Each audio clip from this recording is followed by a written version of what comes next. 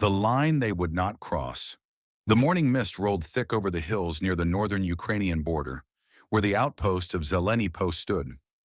It was a quiet, lonely patch of forest and old logging roads, just trees, birds, and 6 Ukrainian border guards stationed in a makeshift bunker surrounded by sandbags and barbed wire. They were not elite special forces. They were border men, young and old, keeping watch in a place the world barely remembered. Their commander, Senior Sergeant Hryhorij Marchenko, a former schoolteacher from Vinnytsia, had been on duty here for almost a year. His team was made up of Sergeant Dmitro, a joker and newlywed, Corporal Andriy, barely 20 but sharp-eyed, Petro, the quiet one who rarely spoke, Taras, a big man with a bigger heart, and Ilya, the medic and oldest among them. It was still dark when the sensors tripped.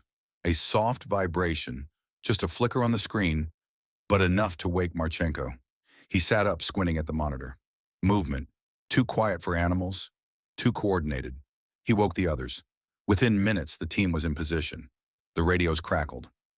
Unknown movement, possible DRG orders? Marchenko asked HQ, but there was only static. They were cut off, and that meant one thing. The enemy was already close. Minutes passed. Then came the rustle of leaves, the faintest whisper of boots on wet earth. Through the thermal scopes, they saw them, at least 15 figures moving low and fast. Russian sabotage group, armed, trained, outnumbering the Ukrainians nearly 3-1. Marchenko didn't hesitate. "We hold the line," he said. "No one crosses." The first shots came without warning. Silenced rifles cracked the air. Corporal Andriy went down, hit in the shoulder, but he managed to crawl to cover. Petro opened fire from the trench with his PKM, lighting the forest with muzzle flashes. Taras pulled Andriy back, dragging him with one arm while firing his pistol with the other. Dmitro took position on the flank and managed to take out 2 attackers with well-placed shots. He grinned for a second, then ducked as bullets tore through the sandbags around him. Ilya was everywhere, bandaging, reloading, shouting. He threw himself on top of Andriy when a grenade landed nearby, shielding the boy with his body as it exploded. Miraculously, both survived, though Ilya was bleeding heavily. The Russians tried to flank. They sent 2 men around to the back of the post, but Marchenko had expected that. He waited in the shadows, knife in hand, and when they came close, he struck. One fell silently. The other fired but missed. Marchenko didn't. The fight dragged on for what felt like hours. Close quarters, gunfire, screams, smoke. The Ukrainian border guards fought like lions. Every inch of ground was defended with fire and fury. Then came a sudden silence. The attackers, realizing they were facing more resistance than expected, began to pull back. 2 of them were already dead, several more wounded.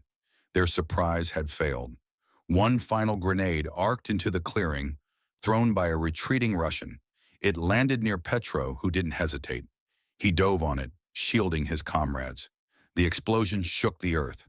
When the dust cleared, Petro was gone. The rest were alive, wounded, bloodied, exhausted, but alive. The DRG had been repelled. Later, reinforcements arrived, drawn by the emergency beacon that Marchenko had triggered during the fight. Medics airlifted the wounded. The site was secured, and the forest was quiet once again. They buried Petro beneath the pines, his grave marked by his helmet in a small wooden cross. They cried, but they also smiled, remembering his quiet strength. The men of Zeleny Post had stood their ground. They had faced a superior force, held the line, and won, not with numbers, not with advanced gear, but with courage, grit, and brotherhood. And as the sun rose over the trees, casting golden light across the scarred earth, Marchenko stood tall. "They thought we were just border guards," he said softly. "They forgot. We are Ukraine." Let me know if you'd like this formatted as a script or turned into a narrated video.